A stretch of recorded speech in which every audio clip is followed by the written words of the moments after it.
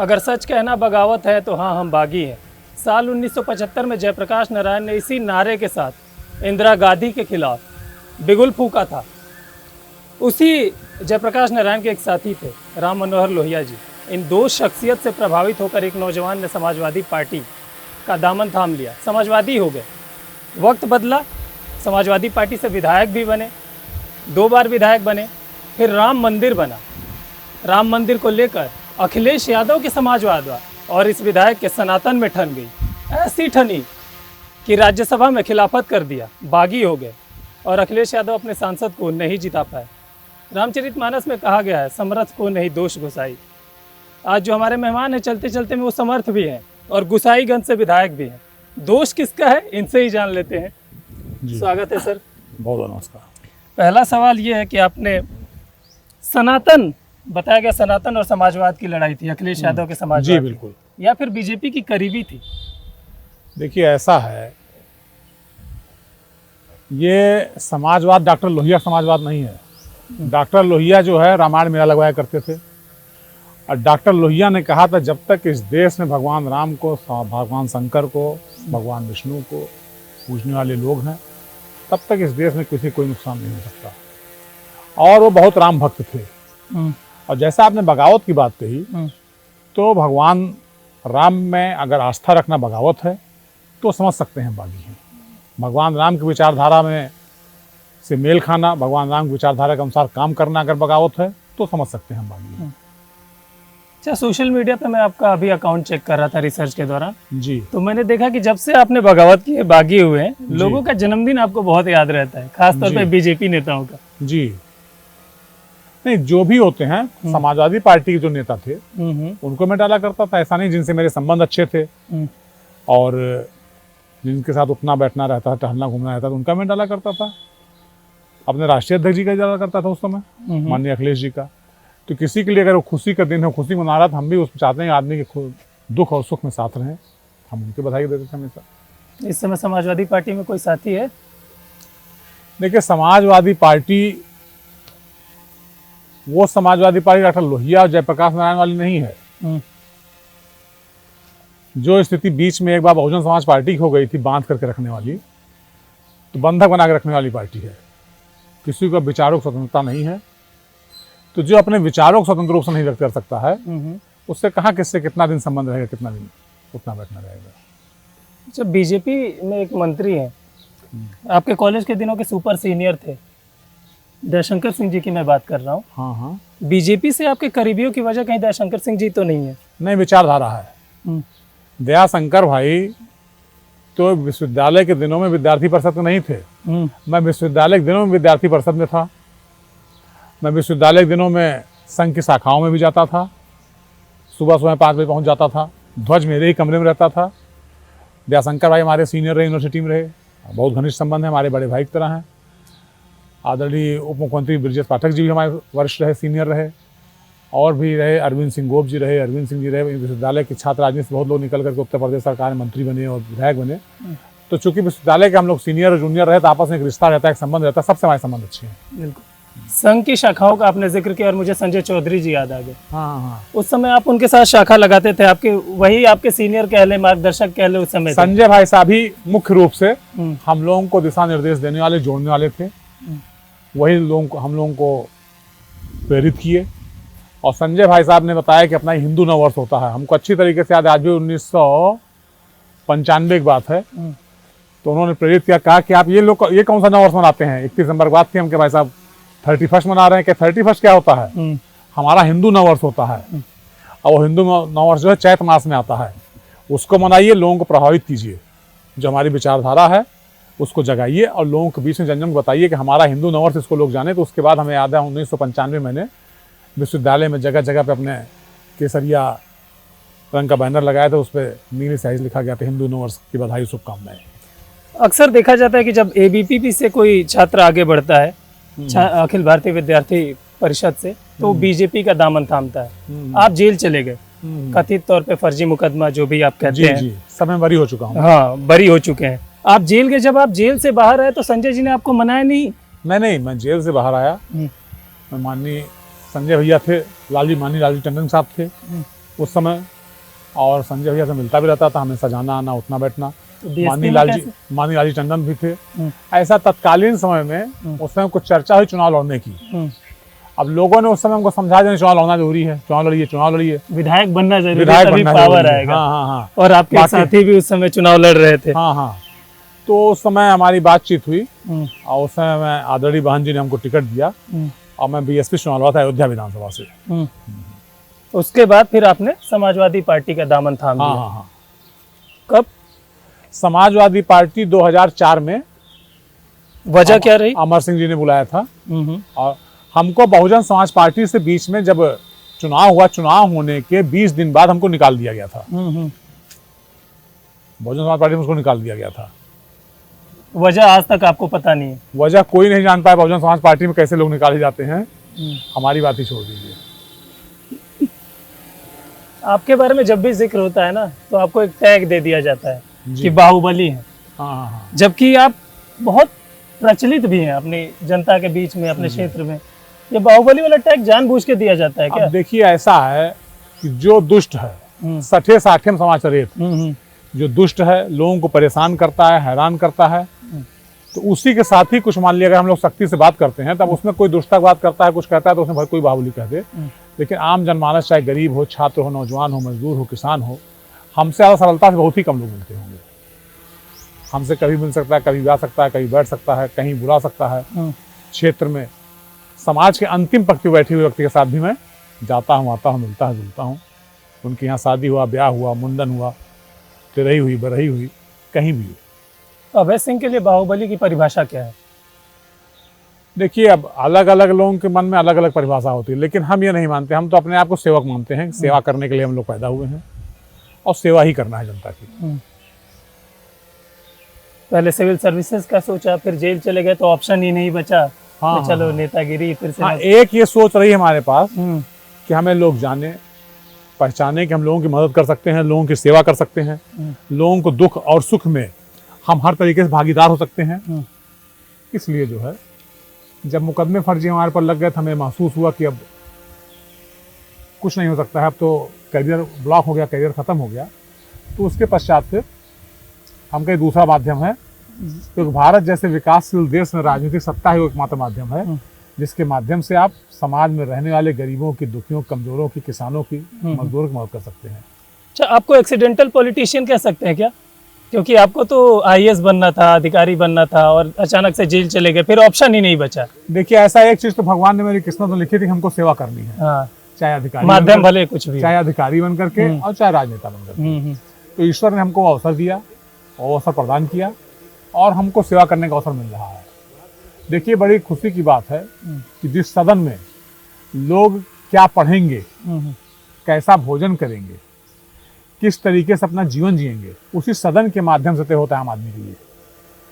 बिल्कुल, क्या शिक्षा प्राप्त करेंगे, नीति निर्धारण सब कुछ वहीं से होना है। तो ऐसे सदन में श्री राम की कृपा से हमें पहुंचने का अवसर प्राप्त हुआ। हम आभारी हैं प्रभु श्री राम के। बार बार जेल का जिक्र हो रहा है। 24 साल बाद आपको उस मामले में बरी कर दिया गया, लेकिन अब आपके विरोधी कह रहे हैं कि ये ना न्याय नहीं है, सबूतों का अभाव है। देखिए, सबूतों का अभाव है, वो तो फैब्रिकेट किया हुआ मुकदमा था मेरे ऊपर। जिस गाड़ी पे कहे गोली चली,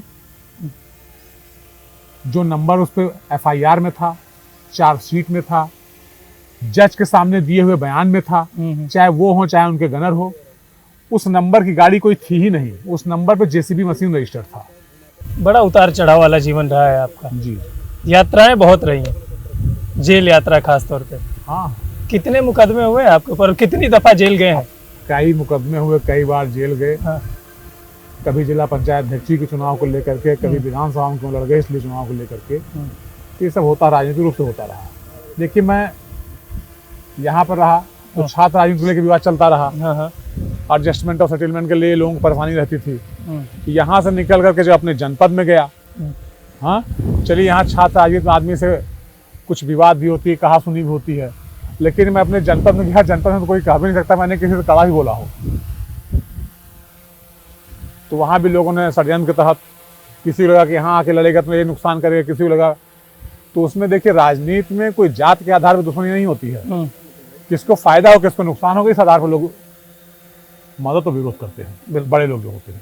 जब हम लोग ये इंटरव्यू कर रहे हैं तो इस समय माहौल चल रहा है नारी शक्ति वंदन अधिनियम का। हाल ही में विधानसभा का सत्र समापन हुआ।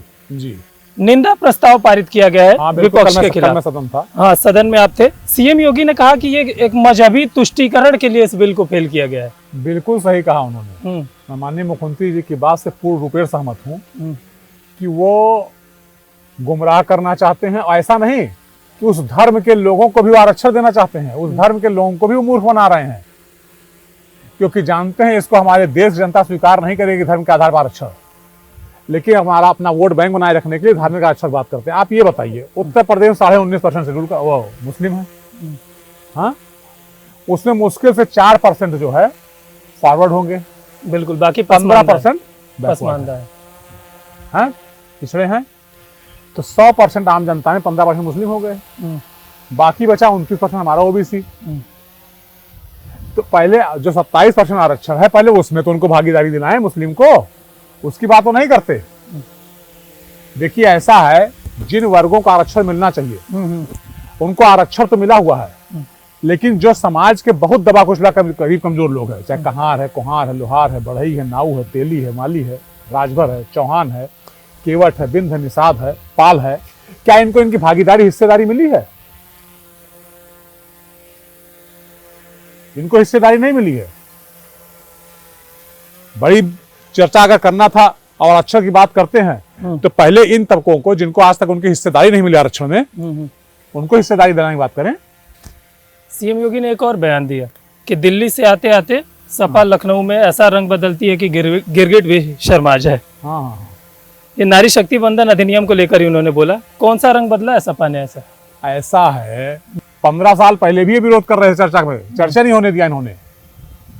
तो महिला का आरक्षण ये लोग नहीं देना चाहते हैं, महिला आरक्षण पे लोग विरोध करते हैं, और आने वाले समय में महिलाएं उसको देखेंगी कि कौन उनके लिए न्याय सोचता है, कौन उनको कुछ करना चाहता है, कौन उनको देना चाहता है। लेकिन वो तो देश में 48% महिलाएं हैं, बिल्कुल आधी आबादी महिलाओं की है। 14% के आसपास संसद प्रतिनिधित्व है, 11% के आसपास यहाँ प्रतिनिधित्व 11.5%। तो उनको अधिकार मिलना चाहिए।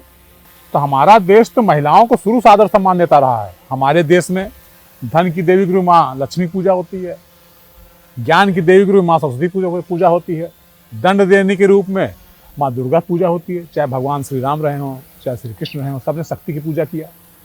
लेकिन तो हमारे देश में महिलाओं को बहुत सम्मान, बहुत इज्जत रहा है। अगर माननीय मोदी जी, माननीय योगी जी इस संदर्भ में, माननीय अमित शाह जी महिलाओं को उनका हक देना चाहते हैं, अधिकार देना चाहते हैं, जो शैक्षिक रूप से, सामाजिक, आर्थिक, राजनीतिक रूप से नहीं मिल पाया है, तो इसमें इन लोगों को विरोध नहीं करना चाहिए। इनका विरोध करना ये दर्शाता है कि ये नारी विरोधी हैं, महिला विरोधी हैं। ये कह रहे कि हम अधिनियम का विरोध नहीं कर रहे, डिलिमिटेशन जो सरकार उसके साथ लेके आई है उसकी क्या जरूरत है? किसकी डिलिमिटेशन? तो हमेशा होना ही होना है, ये तो हमारे संविधान में है। और वो अभी जनगणना हो रही है, जनगणना के बाद अपने आप ही होना है डिलिमिटेशन। ये सिर्फ एक गुमराह करने का काम कर रहे हैं। जो नारी शक्ति वंदन अधिनियम 2023 में पास हुआ है, उसके अंतर्गत तो डिलिमिटेशन वगैरह चल ही रहा है, और उसको लागू भी होना बाद में। ये चाहते हैं, हम चाहते हैं कि उनको जो है इसी विधानसभा में दे दिया जाए, लेकिन वो आम जनता को, आम जनमानस को, जो मजदूर हैं, किसान हैं, दलित हैं, पिछड़े हैं, उन सबको ये गुमराह कर रहे हैं। और लेकिन ये गुमराह कर नहीं पाएंगे। जिस तरीके से महिलाओं के खिलाफ ये काम इन्होंने किया है, उससे आने वाले समय में महिलाएं इनको अच्छी तरीके से सबक सिखाएंगी। तो हमारे देश में अगर नारी अबला है तो नारी सबला भी है। नारी माँ दुर्गा के रूप में है, माँ काली के रूप में है, वो जरूर न्याय करेगी इन लोगों के साथ। आपके सियासी करियर की बात कर लेते हैं। साल 2002 में आपने सक्रिय राजनीति शुरू की थी जी, लेकिन सदन तक पहुंचते पहुंचते 10 साल लग गए जी। न जाने कितने मुकदमे हुए, कितनी दफा जेल गए। हौसला बनाए रखने की सबसे बड़ी मोटिवेशन क्या रही कि मतलब नहीं, हिम्मत नहीं हारेंगे? क्षेत्र के लोग हमारे साथ हमेशा रहे, चाहे गरीब रहा, कमजोर रहा, मजदूर रहा, किसान रहा, नौजवान रहा, और हमारे परिवार, हमारी पत्नी, हमारे पिताजी, हमारी माँ, सब ने हौसला बना कर रखा कि सत्य की जीत होती है, आज नहीं तो कल होगी, और सत्य की जीत हुई। सपा से मोह भंग की वजह क्या थी? देखिए, सपा से कोई हमारा मोह भंग नहीं है, हम बात विचारधारा की है। आप राम के खिलाफ है, आप भगवान राम के दर्शन नहीं करने देना चाहते, जाएंगे नहीं, तो ये राम हमारी आस्था का विषय है। हिंदुस्तान के कड़ कड़ में राम बसे हुए हैं, और श्री राम के के प्रति अगर आस्था नहीं है तो आपका कोई वजूद नहीं है। तो सपा सनातन विरोधी है? अब लग तो यही रहा है, आप बताइए, श्री राम मंदिर कभी दर्शन करने जाता है कोई? श्री कृष्ण मंदिर कोई दर्शन करने जाता है? मथुरा में चले श्री कृष्ण जी यदुवंशी हैं, क्या श्री कृष्ण मंदिर कोई दर्शन करने जाता है मथुरा में? बताइए, कोई गया? सुना आपने कभी? क्या काशी विश्वनाथ मंदिर करने दर्शन करने गया कोई? आप काशी विश्वनाथ नहीं जाएंगे। आप मथुरा के जो यदुवंशी श्री कृष्ण जी, आप श्री कृष्ण जी के मंदिर में दर्शन करने नहीं जाएंगे। आप श्री राम के मंदिर में दर्शन करने नहीं जाएंगे। हाँ, लेकिन इटावा में केदारेश्वर मंदिर बनवा रहे हैं। अच्छा, ये बताइए, आपने अपने घर में कुछ भी बना ले, लेकिन जो आम जनभावना का प्रतीक है, जहां बच्चा बच्चा पूछता है, हम अपनी तो 200 करोड़ कोठी बना लें, उससे आम जनमानस से क्या मतलब है? आम जनमानस से तो जो पब्लिक प्रॉपर्टी, जहां पे पब्लिक को न्याय मिल रहा है, जहां उसकी भावनाएं हैं कि यहां हम पहुंचेंगे, भगवान हमारी अर्जी को स्वीकार करेंगे, उसकी वैल्यू होती है कि आपके घर की वैल्यू होती है। राकेश प्रताप सिंह, मनोज पांडे और अभय सिंह, तीनों व्यक्ति जो हैं, तीनों लोगों का मोह भंग एक ही साथ हुआ समाजवादी पार्टी से। मनोज पांडे जी का अभी मैं इंटरव्यू कर रहा था तो उन्होंने वजह बताई, रामचरितमानस का अपमान, स्वामी प्रसाद मौर्य। बिल्कुल सही कह रहे हैं मनोज भाई। क्या अखिलेश यादव ने कभी स्वामी प्रसाद मौर्य को नहीं समझाया कि आप ऐसे बयान क्यों देते हैं, आप रामचरितमानस को लेकर ऐसा क्यों करते हैं, ऐसी हरकतें क्यों करते हैं? अगर समझाए होते तो ऐसा थोड़े होता है। आप लोगों ने कभी बात नहीं की अखिलेश जी से? बिल्कुल बात किया, मनोज भाई ने बात किया, लेकिन कोई अर्थ और हल नहीं निकला। एक दो बार तो ऐसी स्थिति आ गई, झगड़ा होने की स्थिति आ गई विधानमंडल कार्यालय में, तो वर्ग संघर्ष स्थिति पैदा हो गई। तो ऐसी स्थिति में जहां रोज विवाद हो रहा है, वर्ग संघर्ष की स्थिति आ रही है, हाँ, और भगवान राम के प्रति आस्था रखने की, देखिए कुर्सी बड़ी चीज नहीं होती, विधायक रहे या ना रहे, लेकिन हमारा वजूद रहना चाहिए, हमारा अस्तित्व रहना चाहिए। महाप्रताप की आज पूजा होती, पूजे जाते हैं, भगवान छत्रपति शिवाजी पूजे जाते हैं, इसलिए नहीं कुर्सी पे थे, इसलिए को संघर्ष करते रहे, कुर्सी रहे चाहे ना रहे। महाप्रताप अगर सुलह कर लेते पूरे राजस्थान में मालिक रहते, मालिक कोई रहे चाहे ना रहे, लेकिन जो हमारी आस्था के प्रतीक हैं श्री राम, जिनसे हमारा वजूद है, हम तो विशेष रूप से सूर्यवंशी क्षत्रिय हैं, गर्व और गौरव के साथ कहते हैं कि अयोध्या में हम उसी परिवार और खानदान से, जिस परिवार और खानदान भगवान श्री राम है। तो हम लोगों के लिए तो गलत ही सोचते हैं, कड़कड़ में राम है। अखिलेश, जब आपने समाजवादी पार्टी का साथ छोड़ा तो अखिलेश यादव ने बोला कि विश्वासघाती, और जब मैं देखता हूँ पीछे मुड़ के तो समाजवादी पार्टी के साथ जो आपका रिश्ता रहा है वो गिव एंड टेक का रहा है। आपको विधायक बनाया समाजवादी पार्टी ने, इसमें कोई दो राय नहीं, जनता ने विधायक बनाया, पार्टी ने टिकट दिया जी, लेकिन आपने भी समाजवादी पार्टी के लिए बहुत कुछ किया है। आप जेल में थे, एक सरकार की तरफ से आपको धमकियां मिल रही थी, लेकिन आप अडिग रहे। जिस दिन जिला पंचायत अध्यक्ष रिजल्ट का चुनाव आया, उस दिन हमको बहुजन समाज पार्टी की सरकार में सीएमओ को, उसमें लखनऊ में हत्या हुई थी, उसके से मुलजिम बना दिया गया कि मैंने उसका मर्डर कराया। और जिस दिन हाई कोर्ट सीबीआई जांच का ऑर्डर हुआ, उस दिन हमारा नाम निकाल दिया गया कि नहीं, निर्दोष फंसाए गए थे। तो हमको कितनी धमकी मिली, कितना परेशान किए गए, हमारे बैंक अकाउंट, हमारी राइस मिल, हमारा पंप, हमारा घर सब सीज कर दिया। लेकिन हमको झुकने दबने वाले थे नहीं, समाजवादी पार्टी प्रत्याशी था, उसकी हम लोगों ने मदद किया। जिस दल के साथ रहे, निष्ठा के साथ रहे, पूरी मजबूती ईमानदारी के साथ। दर्द तो होता होगा ना जब आप उस दल का साथ छोड़ देते हैं और आपकी निष्ठा को दरकिनार करके सीधे बोल दिया जाता है कि बगावत कर गए। निष्ठा नहीं, विचारधारा का परिवर्तन। जिस विचारधारा से प्रभावित होकर हम लोग समाजवादी पार्टी में गए थे, जिस विचारधारा को वहां माना जाता था, डॉक्टर लोहिया जयप्रकाश नारायण, हमें नहीं लगता कि उस विचारधारा का वहां अनुपालन हो रहा है। आप बताइए, आप समाजवादी पार्टी कार्यक्रमों में जाइए, देखिए जयप्रकाश नारायण का कोई नाम लेता है? डॉक्टर लोहिया की विचारधारा कोई जिक्र करता है?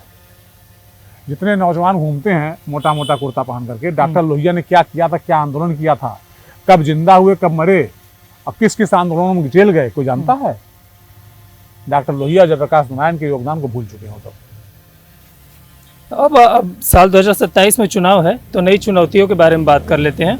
आप जब तक समाजवादी पार्टी से चुनाव लड़ रहे थे जी, आपको यादव का भी वोट मिलता था, मुसलमान का भी वोट मिलता था, पिछड़ों का भी वोट मिलता था। अब एक नए सिंबल के साथ मैदान में आप उतरने वाले हैं, आपको लगता है कि गोसाईगंज की जनता आपके साथ रहेगी? ऐसा है, यादव और मुसलमान दोनों को वोट मिला करके हमारी विधानसभा में 76,000 वोट कुल था।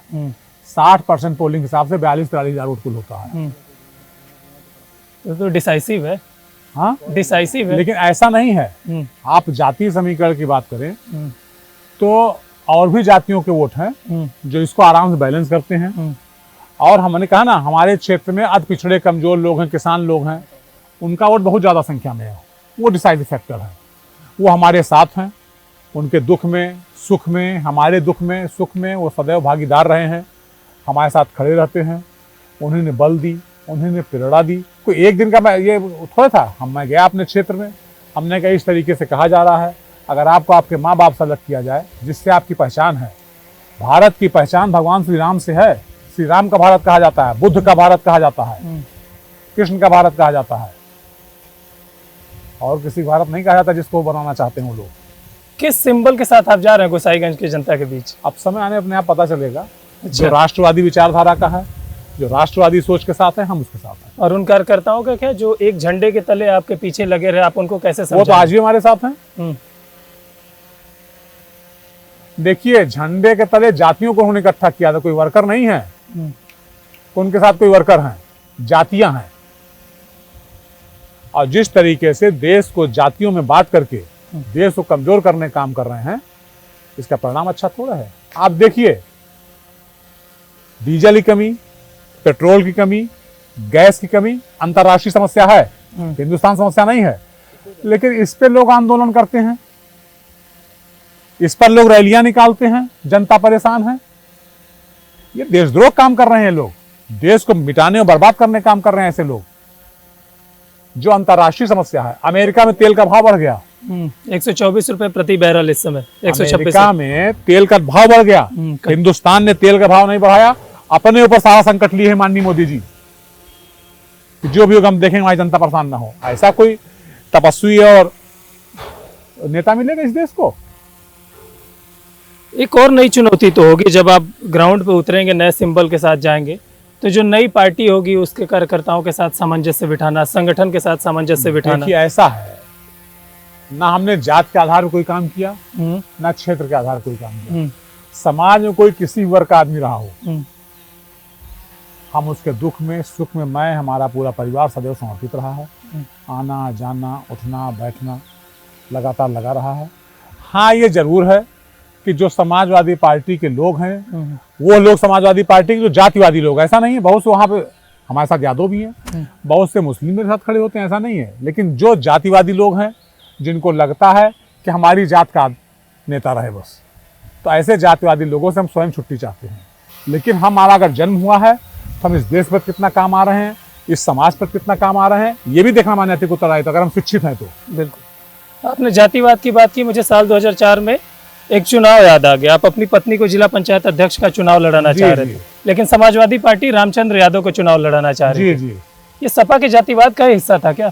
जाति पराकाष्ठा थी, ये जाति पराकाष्ठा थी। वो अब हमारे मित्र है, हमारे साथ उठना बैठना है, लेकिन उनकी कोई नहीं हो भाई। टिकट तो हर कोई मांगता है, लेकिन वो एमएलए भी थे उस समय, उनको उसके बाद जिला पंचायत अध्यक्ष टिकट दे दिया और आपको जेल में डलवा दिया। हमको जेल में डलवा दिया, गैंगस्टर लगा करके, फर्जी मुकदमा लगा करके। आप ही की सरकार, आप जिस दल में है, हाँ, आप ही को जेल में डाल दिया गया। सिर्फ इतना ही नहीं किया, उसके बाद उन्होंने भी गैंगस्टर एक्ट लगवा करके उन्होंने भी एक बार सीज कराया हमारी सारी प्रॉपर्टी, डर बनाने के, दबाव बनाने के लिए।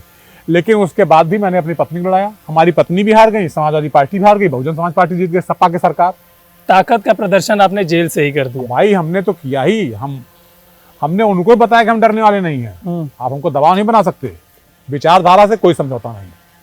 अगर आप हमारे साथ कमिटेड हैं तो हम आप कमिटेड हैं। लेकिन जीत परिवार को पहली बार 2012 में मिली, तो कह सकते हैं कि गोसाईगंज जो सीट बनी थी पहली बार, वही वो लकी चार्म हो गई आप। जी बिल्कुल। अखिलेश यादव को कितना सेकुलर नेता आप मानते हैं? खुद को कहते हैं सेकुलर है। गंगा नदी में जब इफ्तार होती है तो कहते हैं कि इससे कोई दिक्कत नहीं है, इफ्तार से। केदारेश्वर मंदिर बनाने का जिक्र करते हैं। देखिए, ऐसा है, वो सारी समीक्षा अपने हिसाब से करते हैं। गंगा नदी में जिसकी हम पूजा करते हैं, पूजन अर्चन करते हैं, हर पूजा में उसका इस्तेमाल होता है। वहां मांस मछली मदिरा का प्रयोग हो तो कोई ऑब्जेक्शन नहीं होता है। हाँ, और एक पकड़ आपको और बताएंगे, इसको लोगों ने बड़ा उठाया उछाला जब हमारे आदरणीय मुख्यमंत्री श्री योगी आदित्यनाथ जी गए 5 कालिदास मार्ग में, तो उन्होंने बड़ा माहौल बनाया, कुर्सी धुली गई, की गई वो की गई, जबकि वो सामान्य एक पूजन अर्चन था। जब किसी घर में कोई नए घर में प्रवेश करता है तो गंगा जल छिड़का जाता है, यही होता है ना। आप जाते हैं तब भी गंगा जल छिड़का जाएगा, हम जाएंगे तब भी गंगा जल छिड़का गया है। जातिगत और जब वो स्वयं गए हैं विक्रमादित्य मार्ग के आवास में, तब भी गंगा जल छिड़का गया है। लेकिन उसको उन्होंने गलत तरीके से प्रदर्शित किया कि पिछड़े बैठे थे तो इसलिए हमारे साथ ऐसा हुआ वैसा हुआ। कोई पिछड़े की बात ही नहीं है, हम लोग तो बैठे रहते थे और लोग आते थे, ए छोटी छोटी जाति को पटा करके रखो, छोटी छोटी जाति। हम ये मानते हैं कि जो हिंदू में जन्म लिया है, जो सनातन को मानने वाले लोग हैं, सब एक बराबर है। किसी को ईश्वर ने मौका दे दिया, किसी को ईश्वर ने मौका नहीं दिया, आने वाले समय उनको मौका देगा। आखिर में एक सियासी भविष्यवाणी हो जाए, 2 चीजें मैं आपसे पूछना चाहूंगा। एक तो अखिलेश यादव का राजनीतिक भविष्य आप क्या देखते हैं, क्योंकि आप करीब से उनको जानते हैं, आप उनके पैटर्न को समझते हैं जो वो पॉलिटिक्स करते आ रहे हैं। अब देखिए उनके बारे में हम क्या बता पाएंगे, वो तो स्वयं अपने। देखिए आदमी के कर्म उसके लिए जो है क्या कहते हैं कि आगे फलदायी होते हैं, कौन कैसा कर्म कर रहा है। और हमें जरूर कहना चाहेंगे, प्रभु जिसको जो देना चाहते हैं वैसी प्रेरणा दे देते हैं। अच्छा करना चाहेंगे तो उसको अच्छी प्रेरणा दे देंगे, खराब करना चाहेंगे उसको खराब प्रेरणा दे देंगे। ठीक है, और एक आखिरी प्रेडिक्शन, साल 2027 में चुनाव है, बीजेपी को आप कैसे देख रहे हैं, कितनी सीटें ला रही है बीजेपी, सरकार किसकी बन रही है, मुख्यमंत्री कौन बन रहा है? साल 2027 में सरकार भारतीय जनता पार्टी। चलते चलते कि आखिर में सर हम एक रैपिड फायर करते हैं, कुछ एक मैं नाम लूंगा, जो भी एक शब्द आपके दिमाग में आएगा बता दीजिएगा। आप चाहे तो स्किप भी कर सकते हैं, किसी नाम पे आप कुछ नहीं बोलना चाह रहे हैं तो। पहला नाम है नरेंद्र मोदी। शानदार नेता, हिंदुस्तान का तस्वीर बदलने वाले। योगी आदित्यनाथ। भारत के भविष्य। अखिलेश यादव जी। अब इस तरह राहुल गांधी। समस्या। मायावती जी।